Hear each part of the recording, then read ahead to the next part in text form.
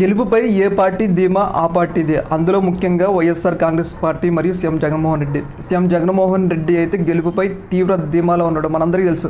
ఆయన TV9 ఇంటర్వ్యూకి ఇచ్చినప్పుడు కూడా ఆయన క్లియర్గా రజనీ ఒక క్వశ్చన్ అడిగిండు. యాంకర్ రజనీ ఆయన ఒక క్వశ్చన్ అడిగిండు. ఏమని అడిగిండంటే, మీరు ఎన్ని గెలుస్తారు అనుకుంటున్నారు, ఒక 155 కాకుండా పక్కాగా ఎన్ని గెలుస్తారు అని యాంకర్ రజనీ సీఎం జగన్మోహన్ రెడ్డిని క్వశ్చన్ అడగగా సీఎం జగన్మోహన్ రెడ్డి మాత్రం 175. Why not? ఎందుకు అంటే, మేము ప్రజలకు మంచి చేసినాం, దాదాపు 2 లక్షల కోట్లు ప్రజలకు పంచడం, ఎందుకు మేము 175 సీట్లు గెలవకూడదు, మేమేం తప్పు చేసినామని సీఎం జగన్మోహన్ రెడ్డి చెప్పింది కదా. ఆ కాన్ఫిడెన్సే ఎన్నికల్లో సీఎం జగన్మోహన్ రెడ్డి యొక్క కాన్ఫిడెన్స్ని తెలియజేస్తుంది. ఏదేమైనా కానీ సీఎం జగన్మోహన్ రెడ్డి ఎన్నికలు అయిపోయిన తర్వాత కూడా అదే కాన్ఫిడెన్స్తో ఉన్నట్లు, దాదాపు 175 సీట్లలో 175 గెలవడానికి ఛాన్స్ ఉన్నట్లు ఆయనైతే కనబడుతుంది. ఎందుకంటే ప్రజల్లో ఓటింగ్ శాతం కూడా పెరిగింది కాబట్టి సీఎం జగన్మోహన్ రెడ్డి ఒకటే చెప్పిన ప్రజలకు, మీకు ఈ యొక్క పథకాలు కావాలంటే మళ్ళీ ఓటేయండి.